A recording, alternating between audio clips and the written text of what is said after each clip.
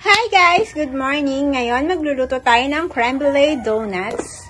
Ang hirap niya i-pronounce. Meron tayong egg, salt, at yeast, sugar, evaporated milk, butter, vanilla, all-purpose flour, at gagamit tayo ng cornstarch. Mag-start na tayo. First, maglalagay tayo ng 1 cup na milk, any brand or any kind of milk. And then, ang ating 2 tablespoon and 1/4 teaspoon ng yeast. And then, 1 egg.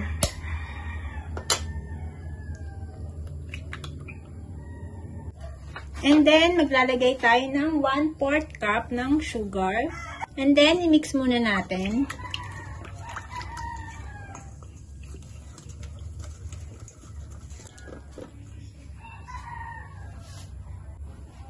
Maglalagay tayo ng 3 cups and 1/4 cup ng all-purpose flour.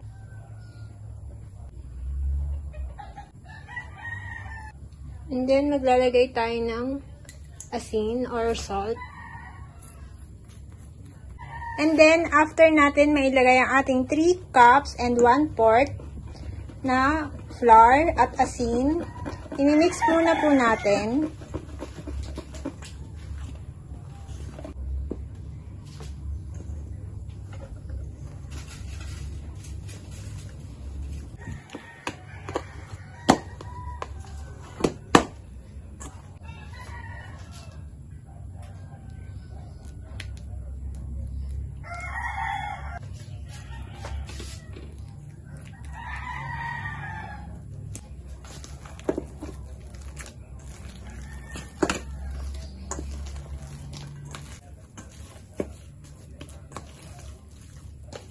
After po natin mamasa ng merong butter, lagay natin siya dito at imamasa uli. Lalagyan po natin ng flour.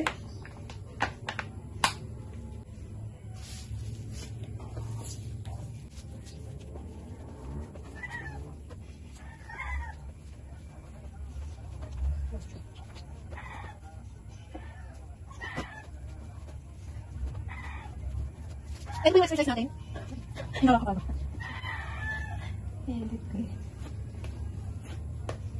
Para po maganda yung texture ng ating dough, gaganto-gantoin natin. Imamasa po natin. Pwede nyo naman pong i-ganto-ganto. Yan, hagis-hagis. Kung napapagod po kayo magmasa, hagis-hagis po natin.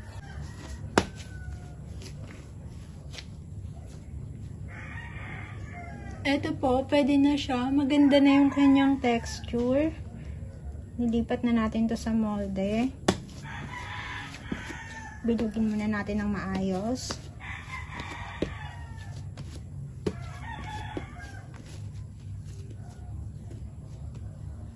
Ayan, sobrang lambot na ng texture nga. So, i-rest muna natin to kasi kailangan niya magpahinga bago siya i-prito. Lalagay natin ulit siya dito. Ibabrush natin siya ng butter or oil. Pero gusto ko butter para mas masarap. Ayan. Brush natin.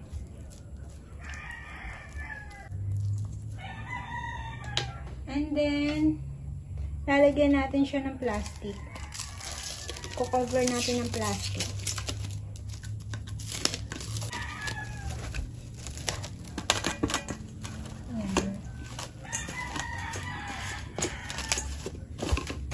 I-rest natin to ng 2 hours or 1 hour.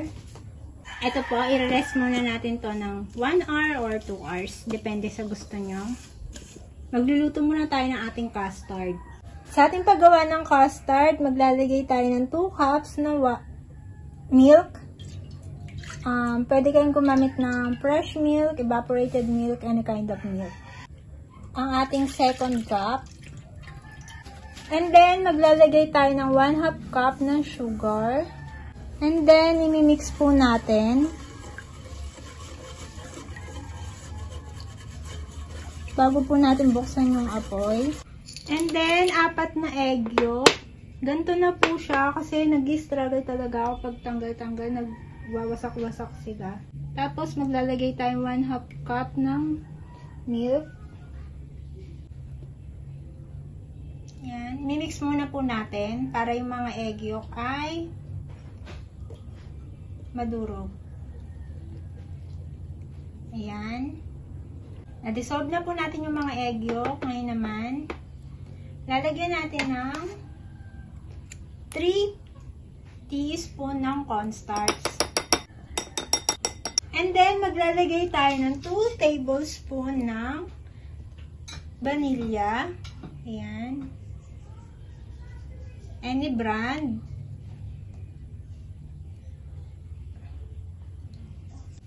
And then, imimix po ulit natin para naman ma-dissolve ang ating cornstarch. Ayan. Ito po, after natin na-dissolve ang ating cornstarch, ilalagay na natin siya doon sa ating 2 cups na milk na may sugar. Ngayon naman po, ipagsasama na natin ang ating minix na egg yolk na may milk at cornstarch.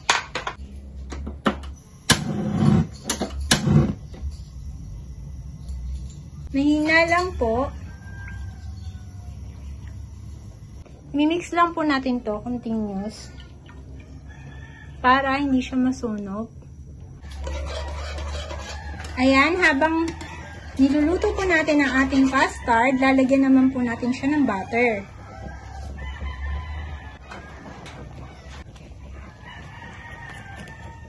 Mimix lang po natin.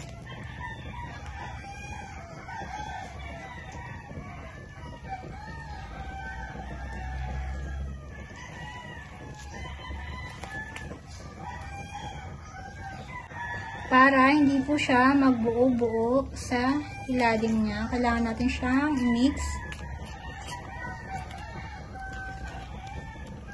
Ngayon naman po, ayan, nakikita nyo na po ang ating ginawang custard ay smooth na siya. Parang nagbubuo-buo na rin. Hindi na siya masyadong ma-alsa. Yung parang basta matubig-tubig, ganun.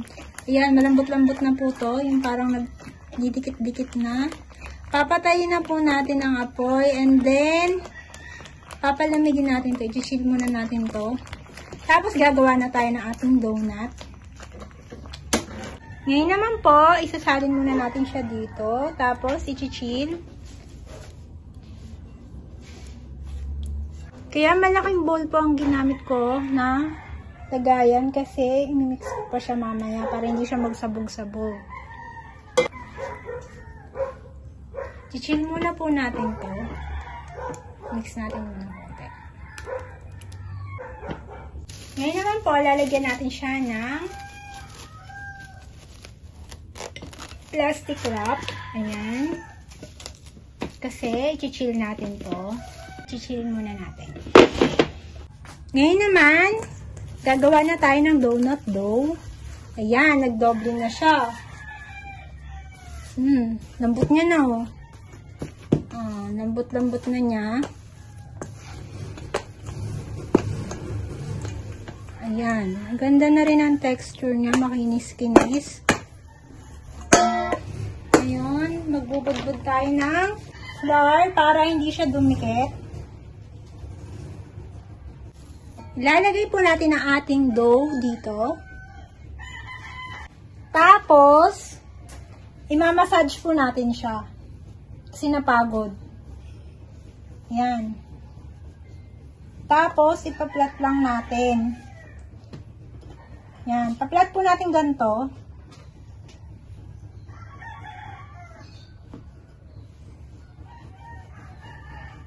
Di naman siya masyadong sobrang nipis. Sakto lang.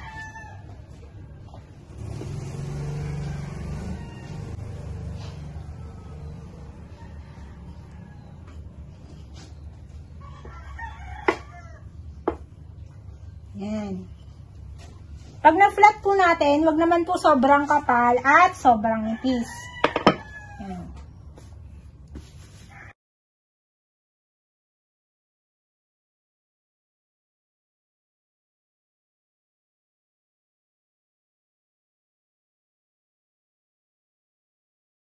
And then, magbibilog po tayo dito.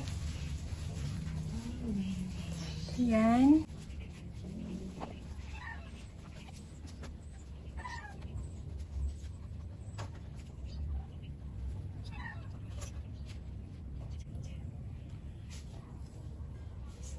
Ayan.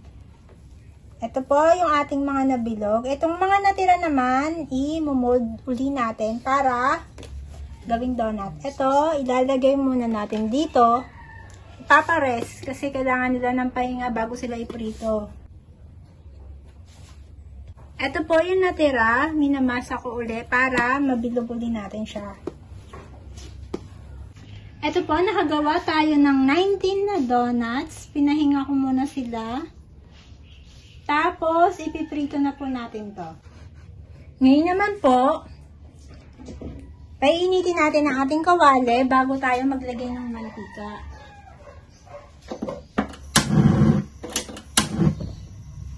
Ngayon mainit na ang ating kawali, lalagyan po natin na siya ng cooking oil.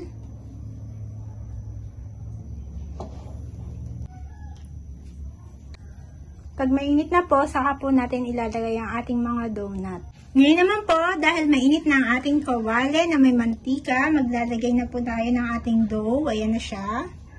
Masyado na siyang napahinga. Ayan, nakikita nyo po, nag-aalsa ang ating ginawang donut. Ang bango niya. Katamtaman lang po yung apoy, huwag masyadong malakas.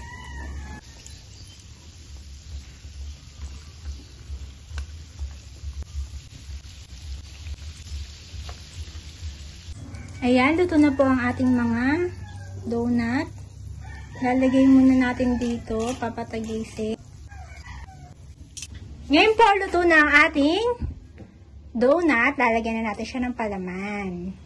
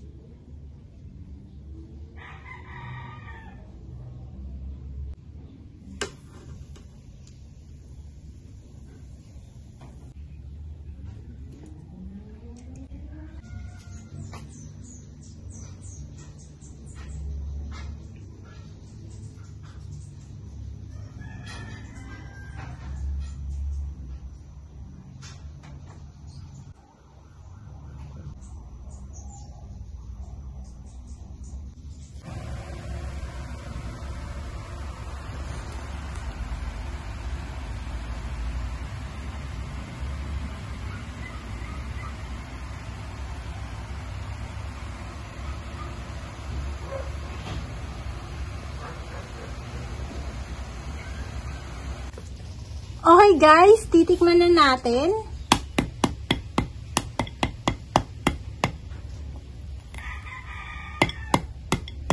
Matigas kasi yung sugar, kaya kailangan pukpukin muna natin. Ayan.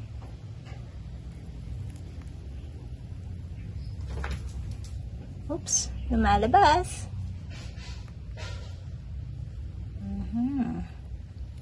Yan siya. Tignan natin isang part.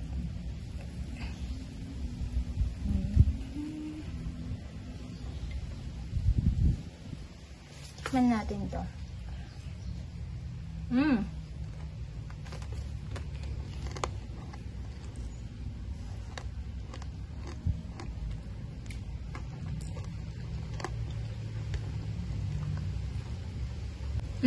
Ang sarap niya, hindi siya masyado matamis.